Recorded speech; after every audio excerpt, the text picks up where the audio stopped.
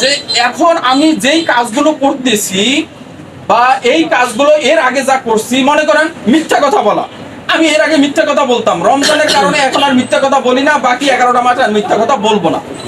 এর আগে আমি ব্যবসায় ভেজাল দিতাম, এখন আমি আর ব্যবসায় ভেজাল দেই না, বাকি 11টা মাস আমি ব্যবসায় ভেজাল করব না। এর আগে আমি আমার পিতামাতার ভালো অধিকার, পিতামাতার যে অধিকার এটা আমি পূরণ করতাম না, দাবি পূরণ করতাম না, এখন থেকে এটা আমার মিস হবে না। এর আগে আমার এলাকার সাথে সম্পর্ক খারাপ ছিল, এখন থেকে আর সম্পর্ক খারাপ নাই, বরং অনেক ভালো, এখন থেকে আমার ভালো থাকবে। এর আগে আমি গরিব দুঃখীর পাশে দাঁড়াইতাম না, এখন থেকে আমি দাঁড়াচ্ছি।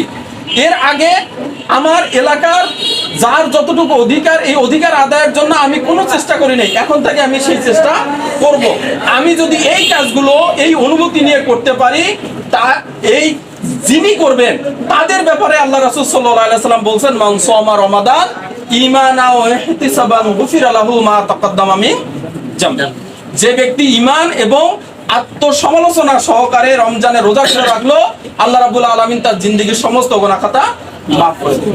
আসুন আমরা আমাদের ব্যক্তির জীবনের পর্যালোচনা সহকারে এই রমজানের রোজাগুলো রাখি এবং যারা রাখে তাদেরকেও এই কথাগুলো বোঝানোর জন্য চেষ্টা করি। আল্লাহ তৌফিক দান করুন। আসসালামু আলাইকুম ওয়া রাহমাতুল্লাহ। কাজ করতে আসছে কিসে? ওকে, এটা আপনারা দেখেন না?